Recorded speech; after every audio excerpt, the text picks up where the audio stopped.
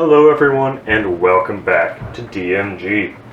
Today I thought we'd take a quick look at this Dell all-in-one system.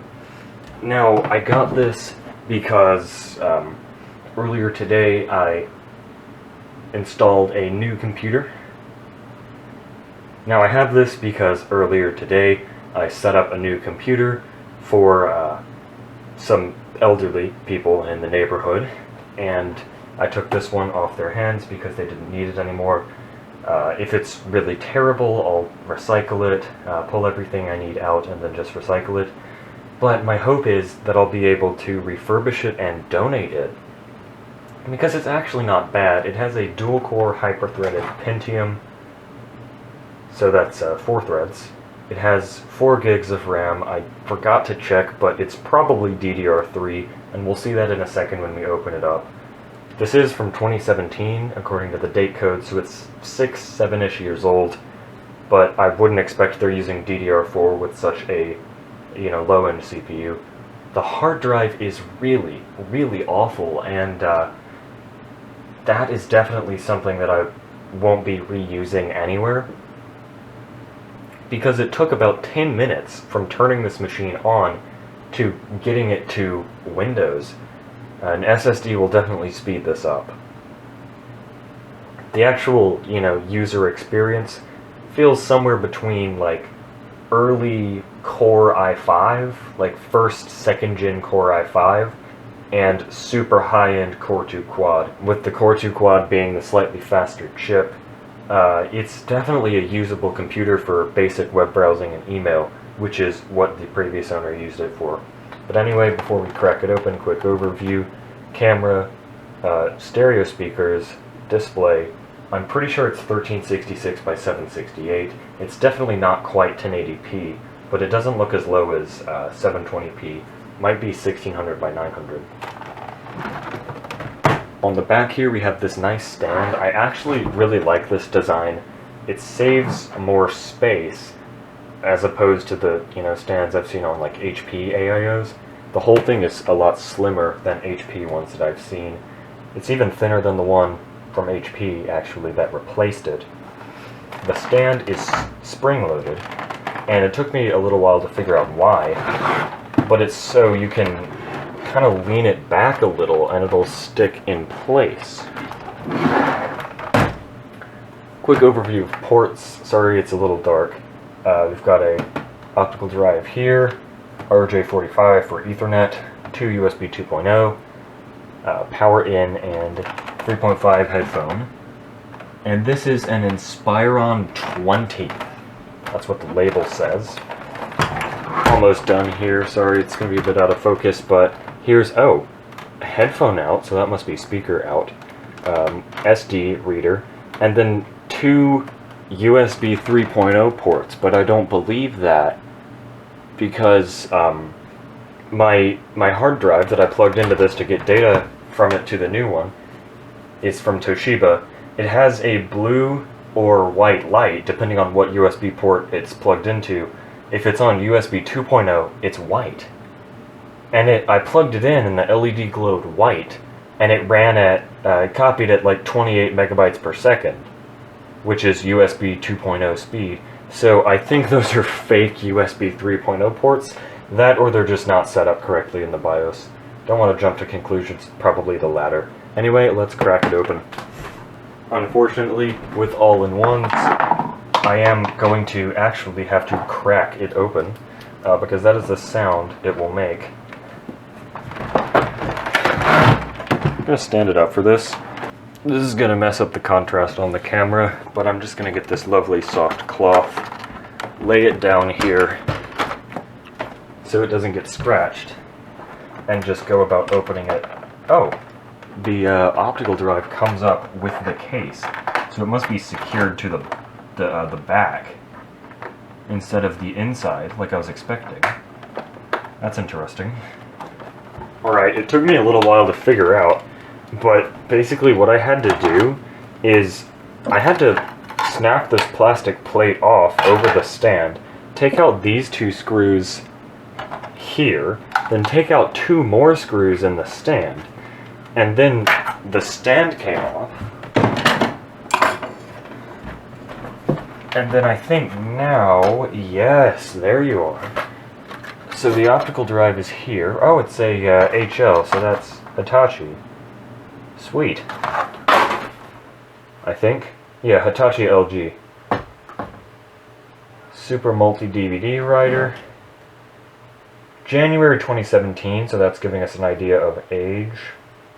Oh, and I guess that's where it plugs in. Oh, there's our horrible hard drive here. We've got daisy chained SATA power. What are you? MQ1 serial number. So is this a 1 terabyte? Yeah, SATA 5400 RPM 500 gig. Okay. This is going in the garbage.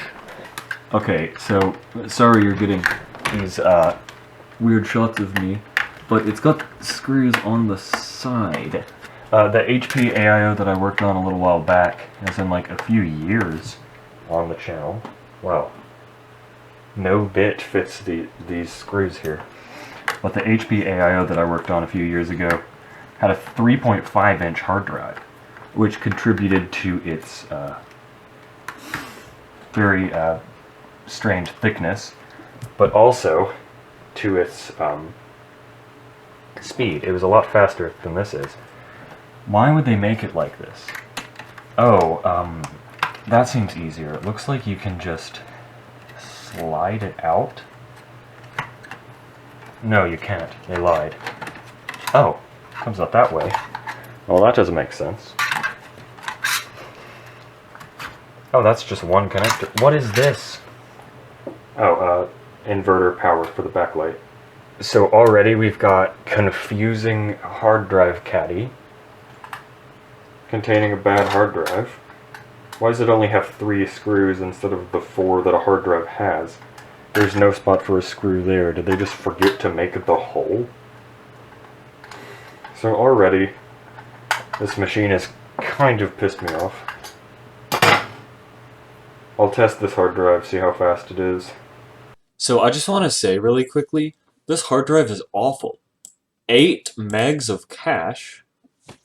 I have IDE hard drives with 8 megs of cache. This is a Hitachi Deskstar from 2006 with 8 megabytes of cache, and we're still making drives like that 11 years later. I don't particularly like Toshiba drives. They're built very cheaply on the low end. You've got here 1 year, about a year and a half of power on hours.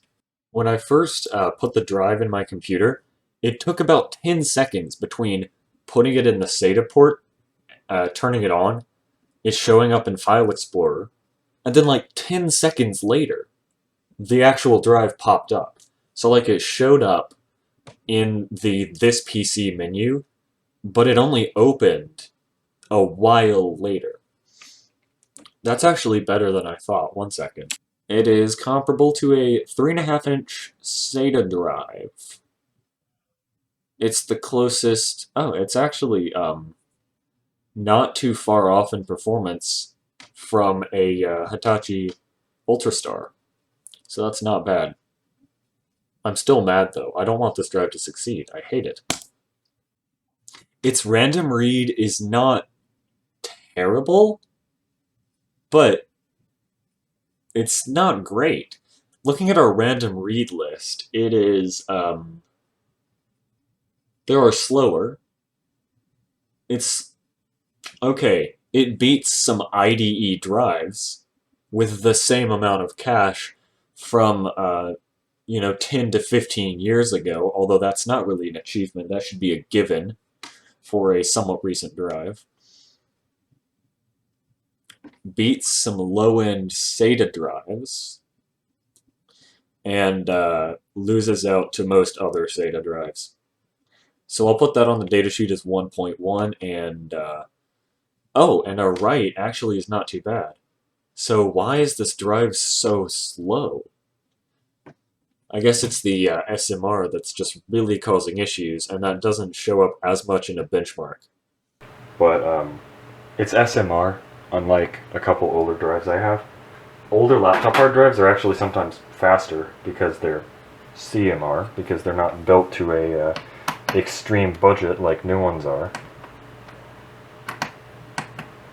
Luckily, you don't see computers sold with spinning hard drives anymore. It's as like their boot drive. It's definitely a step in the right direction. I love hard drives, but I don't like, working with them in computers as the boot drive. They just make everything so slow. Oh! No, it doesn't have that. Ooh, one RAM slot.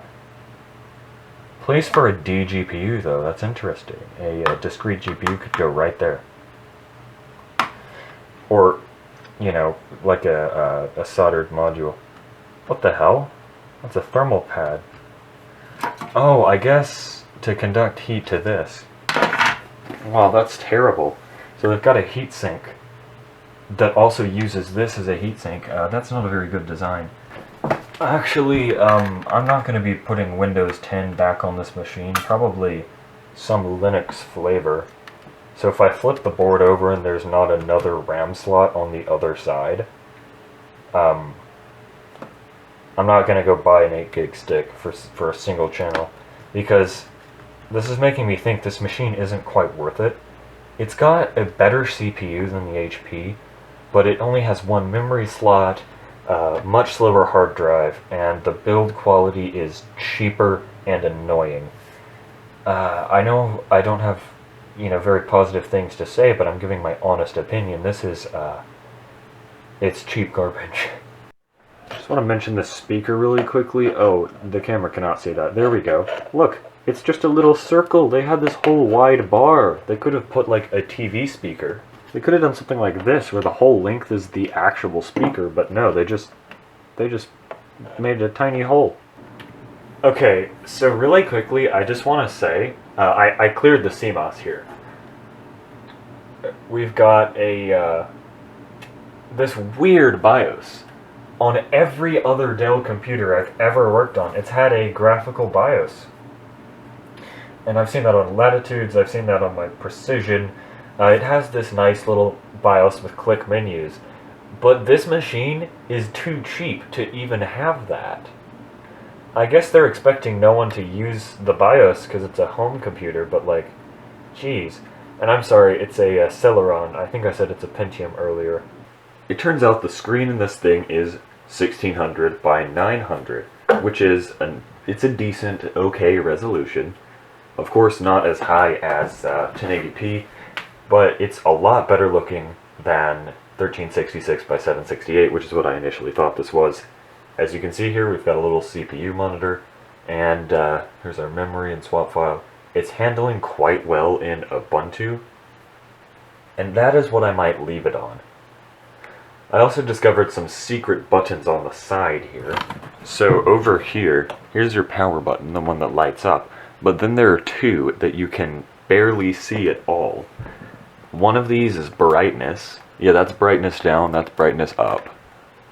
You can probably see that's the dimmest and that's the brightest setting that the screen has, and it's actually very bright when you put it all the way up. And then that one does absolutely nothing. I'm not quite sure what it's supposed to do, but I can always look at the manual if I really want to find out.